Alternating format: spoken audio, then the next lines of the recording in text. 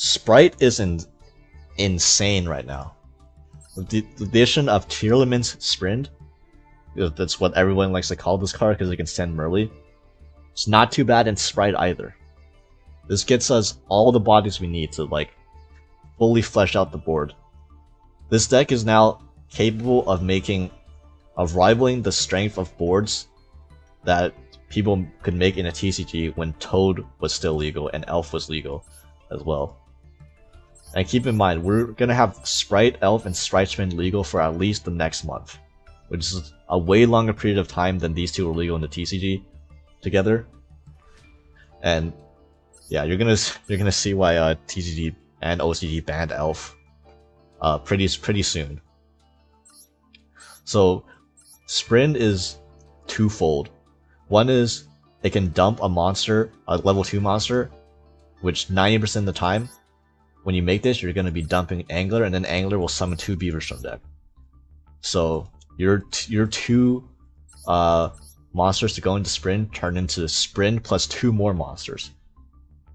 And then Sprind, you know, you can't use this link material, but there's nothing saying you can't use it as the Exceed material for Gigantic Spright, because this is like great mechanic, you know, being able to use cards without a level for an Exceed summon, like that's just the best idea anybody at Konami ever thought of. Like totally can't be abused in any way. Yeah, that basically this deck is like you're gonna get 2 to 3 more monsters on your end board easily because of the addition of the Anglers being easily accessible with Sprind. So you're getting like 1 to 2 extra interruptions per end board, plus you get to play through more stuff. Since if they try to hand trap you, you can always go Sprind as a backup plan and just full combo anyways after your stuff gets negated. Like it's like ridiculous the boards this deck makes now. And I mean, look, I'm gonna show you in the combos. Like this is like I did not expect to see this stuff to see these end boards with like multiple like 4 to 5 plus interruption end boards off of 2 cards. Sometimes, like if you open Swap Frog and Angler, you get the full board, 5 interruptions, you know, full field, whatever you want, without normal summoning, by the way, like without a fucking normal summon. And the addition of Bestials are like, first of all, Baldrake is insane because this is, if your opponent summons a monster from your extra deck, you can tribute a dark monster and then banish the monster they summon. And guess what are dark monsters? Yeah, and guess what can resummon these during your opponent's turn? Elf. So Elf summon this, you get a fodder for Baldrake, you get a follow up for next turn. Like, it's unbelievable. And these things are also half, like every Bestial monster you have is half a combo. Because not only is this a disruption, but it gets a body on the field. So even if you'd open just a single level 2 monster, like you open double Maxi and like Baldrake, and your first Maxi gets negated, but you still Bestial your opponent. Next turn, you normal summon Maxi, turn these 2 into Sprind. Sprind will dump Angler, getting 2 beavers out, and you have full combo. Without seeing a single engine card. It also, like, just having the extra bodies from the Bestial, because, again, these things are, for some reason, only require one of the monsters to be Link, rank, or level 2. So, the fact that you get hand traps down that are free bodies is ridiculous. Like how is that even a thing? Like how is any of this stuff allowed? Like that's just like when I was playing this deck post new support. Like I'm just asking myself, why am I allowed to do this? Like, so anyways, like the really only changes from you make the Spright from pre the new pack was you swap the DD Crows and like other random hand traps out for Bestials. Like, I run at least 5 Bishios. You can run more if you're afraid of tier. This is Effect Veiler is like a... So it's both bad and good, because like being able to ditch Effect Veiler allows me to summon Bishios like willy-nilly. It also lets my opponent summon Bishios willy-nilly, so like it's kind of a double-edged sword, but if they try to do it on their turn, then I can Bishio my own Effect Veiler as a quick effect to block their Bishio. You know, so stuff like that. So that's like a interaction that I didn't really plan on, and it lets me dodge Call-By, which is, I guess, funny. But this is more for like the stuff, like I want hand traps that are, because this is a ladder on Master Duel, I'm not going to face light and dark decks all the time. I saw quite a bit of Adamant Anticipator, Vernoself, and Rika Sonavalon, and I want to have at least more generic hand traps to, you know, be usable on them, because I can't side in more hand traps, so like, you know, best of one stuff. But again, still 16 hand traps is still a decent amount, and then you add 2 Nimble Angler to your deck. You should be, I think you should have been running Beaver anyways, because you're running the Melffy engine, then the Beavers were the better choice anyways, so you can add it with Caddy as a follow-up if you don't need the Penny, or you already hard drew the Penny. But yeah, Nimble Angler, you often triggered this 2 times. You can, if you hard draw this, you like trigger this twice in your turn, and you summon all 3 Beavers from your deck, and like it's like, I can't like stress how like easy it is to get bodies on board with this deck now. Like Sprind, not only is it a foolish, but also if you keep this on the field, which so the sequencing is ideally you have 2 level 2 monsters, ideally a Sprite, and then you go into Gigantic first on turn 1. Gigantic will get the Swap Rock out, and then you do the Elf reviving the Swap Rock stuff. Then you make Sprind with Swap and Ronin underneath the Elf. And then Sprind will send the Angler, which will summon the 2 Beavers, and then you can end on Caddy, either a starter for one of your Sprite Negates or a Smashers,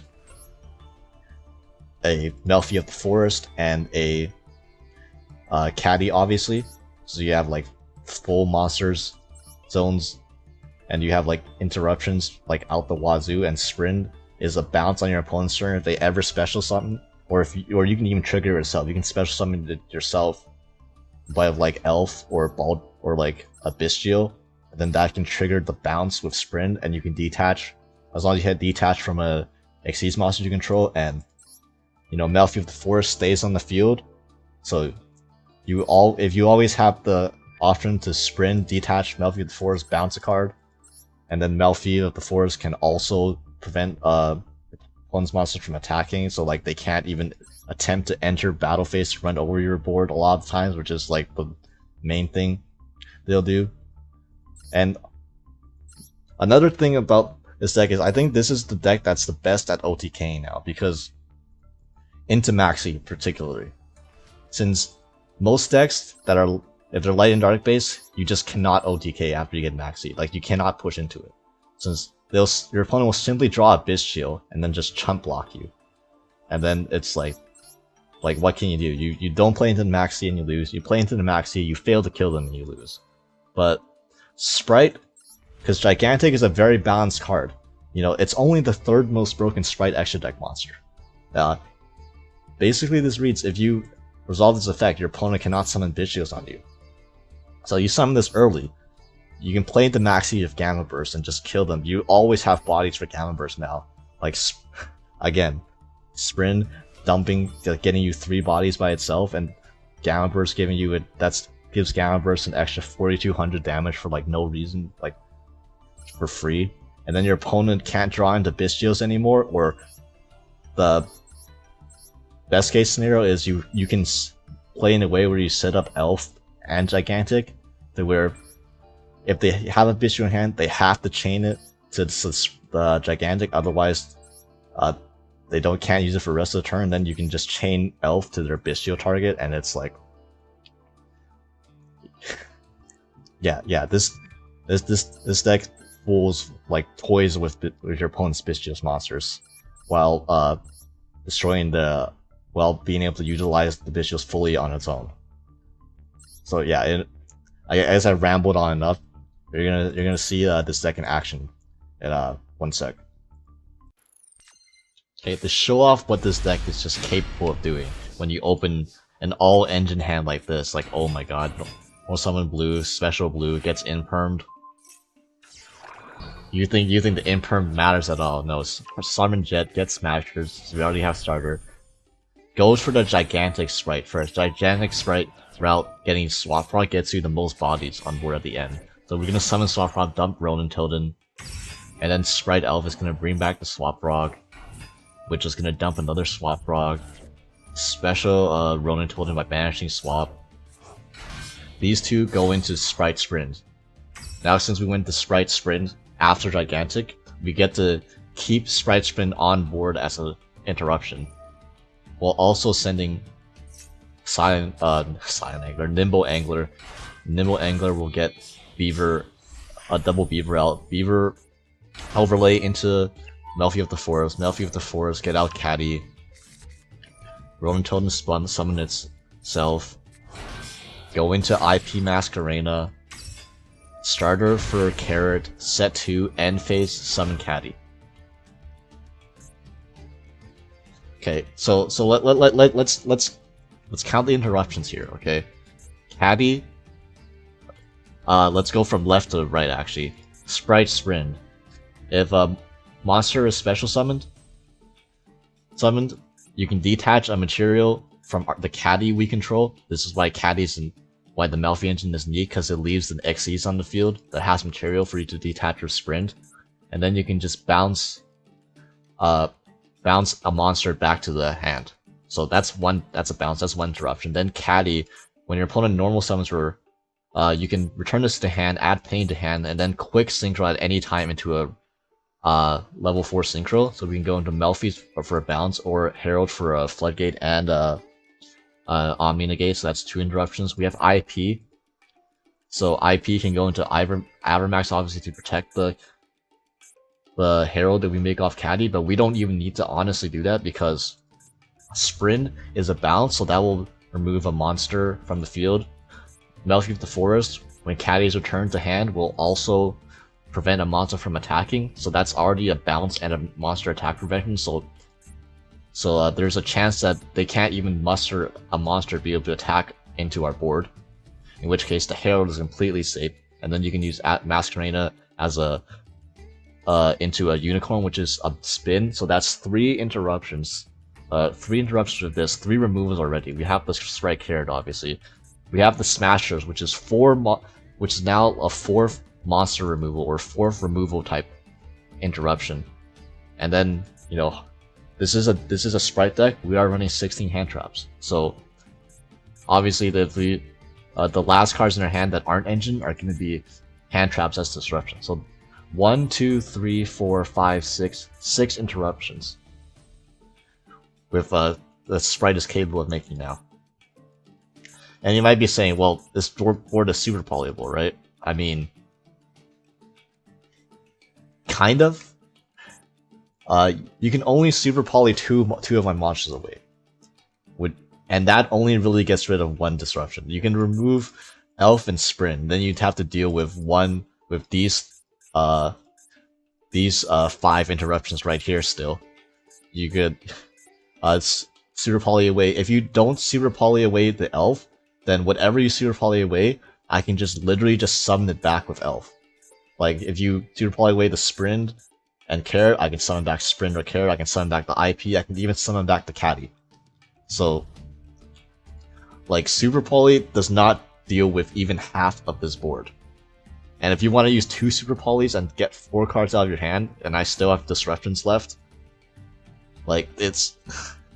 like, honestly, this is, like, insane. This is... like... this board is never getting broken. And so our opponent's on tier, and we're going to show an example of what happens. You're going to blind hit the Smashers, a good hit, dump Rhinoheart, special to Rhinoheart, dump Crime. They're going to dump a monster off Rhinoheart. We're going to activate Caddy, activate Sprind, and detaching Melffy of the forest. So now that special summon Rhino's going back to their hand, we're gonna add Penny. They're gonna dump Murley. Murley's gonna trigger. We're gonna use Penny to special our Herald of Arclight, and because we bounced away the Rhino Harbor with Sprind, they're gonna have to use another monster in hand to fuse on the summon of Kit Kalos, which can in-permit because, you know, 16 hand traps. And then entering battle phase, we go into Avermax, so they can't do anything. They're gonna Talents, and we have to negate for that. And then we bring back Blue for follow-up on the next turn, and yeah. You know, have fun trying to play through Spright now, going second. Alright, next we got the battle of the top 10k WCS bitch asses. So normal summon Caddy, and we get Maxi. This hand is fine into Maxi. As you can see, Caddy is an interruption. Since we hard drew it, it's nice. We get to add Penny and Quick Synchro. We have an Imperm, and we have a Baldrake. Like, not bad. Our opponent will Cosmic Cyclone our Imperm, activate Deep Fissure, activate Floowandereeze after normal summon Arena. And our hand is significantly worse now, because now we have one interruption at most. Because this Baldrake ain't doing anything to them. And they're gonna get the N-Pen. N-Pen will here they do a weird play where they add both back. And then N-Pen will add back an Unexplored Winds. So they're trying to sack into a draw. Probably Featherstorm or something. Put back the Eaglin, and put back the Toucan. So they still have the Robina in hand for the map. I'm not exactly sure what this line of play was, because they could have searched Unexplored, they could have searched Dreaming Town, but I guess their idea was I can quick synchro into Herald at the end phase, and then my Herald will just negate the trap, the Dreaming Town. So then if I had a starter, I could play there, but then I mean, I don't think that's correct play, because then I would still have to deal with the map. Like, granted, yes, if I top deck into like a starter or like Swap Frog with Angler, or like I do have actually no, that's not now. He has a Fisher up, so yeah, I don't know what this play was, but because of that, they cost them the game, because now I only have to deal with one instance, then try to normal summon my turn instead of two, which means I can normal Angler. They trigger the map. They don't have a chain block, which means Herald can negate the Robina, and then yeah, that's the end of their interruptions, and they're actually dead because here's an instance with Bestial being much better than Crow. You get the blue, we get the Jet, we get the Gamma Burst. Gamma Burst come in clutch in the Master Duel. Almost like a good half of my games end with this card. We go into Elf after Onibimaru clears the N-Pin. Elf will bring back something, whatever. It's just for a Gigantic fodder. Baldrake will summon itself, banishing my own Elf. Go into Gigantic, and Gigantic will summon another 2, which was game of Gamma Burst. Yeah, without Crow, I might have struggled a bit more to get game if the Baldrake was a Crow, but because Baldrake was a 2500 beater, you know, yeah, that helped push for game. Next replay, we going second against Spright. This is absolutely terrible. This Ash in my hand, it might as well be a dead card. Like it's literally they have 3 bodies plus Jet into starter. Like, there's physically nothing I can do about this. Like, and you might say, oh, hold it my turn for Max C. Well, if I hold it my turn for Max C, they're just gonna negate it with red anyways. So it's like I don't even know what the, like, yeah, probably I had cross out and followed by 2, so I was definitely negating the Max C if they had it. So, you know, maybe that was the play. But now, as you see, like the Spright mirror match is, because it's a best of 1, it feels so terrible because all hand traps suck in the mirror match, and the high impact stuff you do that you side in best of 3 are stuff like Dark Ruler no more, or like Korikara, or like massive board clears that are stuff that you would just never play in a best of 1 ladder where tier exists as the most played deck, because like what are you gonna, because you don't want to play Dark Ruler no more against tier, that's god awful. Yeah, so anyway, our opponent forgets to activate Melffy of the Forest. Did they forget to put Caddy in their deck or something? I don't know why this has 2 materials on it. It's a royal and everything. Like they made this, like they ruined it. They ruined their royal rare card. So there's no Caddy there, and you know, you're not gonna lie, if there was a Caddy there, this would have been a lot harder. So we drew the second swap proc. You know, it's the second one that gets you normal swap. That gets impermed. Okay, so my line of thinking is this imperm does nothing. But if I activate Crossout, he might think that this swap frog is more important than it actually is and negate it with Carrot. So we put our opponent in a position to misplay. You know, yep buttons. Okay, they negated their... Like, what was the point of this Melffy of the... This did nothing. This does not stay on the field for this does not stay on the field for a negate, for a bounce of Sprind. It did not search Caddy, so like you literally just put 2 bodies onto. Okay, whatever. Then they're gonna revive their... try to revive their red. I'm just gonna call it by the red, because... You know, I'm not gonna get any more use out of this call by if they don't have Maxi, so... And now suddenly... When they had full combo 5 interruptions, they somehow ended... Plus an imperm, they somehow ended up with one interruption through that entire thing. I'm not sure you could like play your disruptions worse than our opponent just did. But yeah, so now we're gonna bounce the swap, and with the second swap in hand, we're gonna special it, get out the Ronin Totem, and special out the Ronin Totem. So I don't know what's in my opponent's extra deck. There's like 3 things you can go into with Masquerena. There are Avermax, Unicorn, and Goddess. So I'm actually going to exceed into Centaria first, because going to Centaria plays around Avermax, because you just bounce their shit and it goes back to the extra and nothing happens. And our opponent reveals that their IP target is actually Underworld Goddess, which is perfectly fine. So we lost our Centauria. Now I'm going to use Ronin Totem, because our opponent seems to be trigger happy with their interruptions. Then I know they're definitely going to negate the Ronin Totem, thinking I have a Spright in hand. And I do have a Spright card in hand, and for them it's starter. And their entire board is gone of interruptions. And this is where Sprind comes in. We have 2 level 2s. You get to go into Sprind to dump Angler to get 2 additional bodies. This lets you put up a 3200 Gigantic, which is important for when you're going second. Because 3200 Gigantic is how you clear a lot of boards just with its attack power. Since the one thing you struggle with is beating over big monsters like, you know, Underworld Goddess.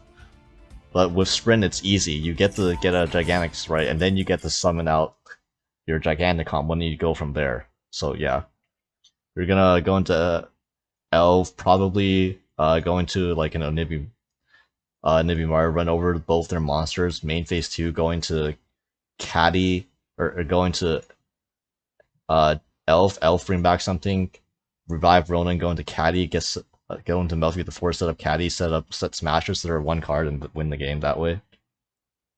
So yeah. So yeah, what our opponent in our last game didn't realize was that the most important extra deck monster, or the most important part of your end board, is actually Melffy of the Forest.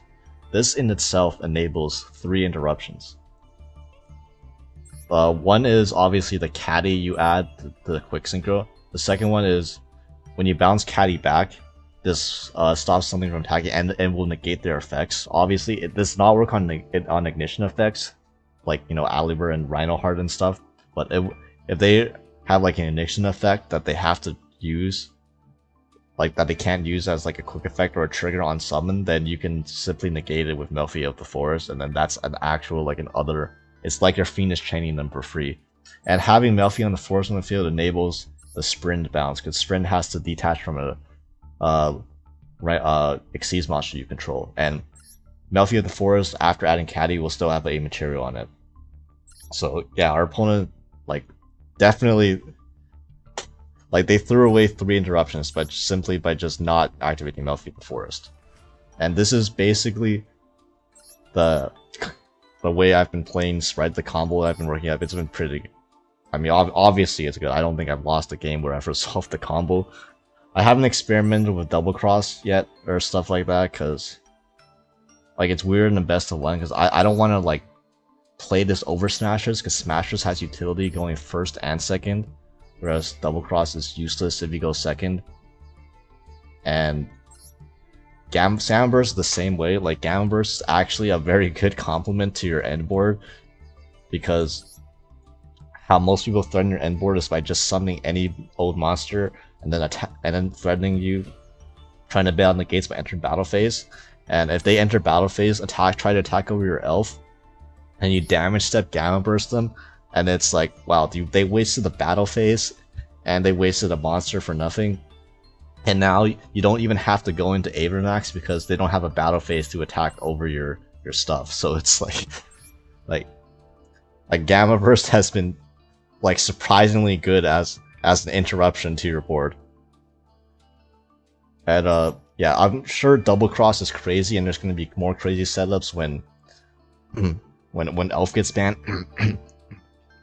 but for now, I don't think you need this. Smashers and Gamma Burst are good enough.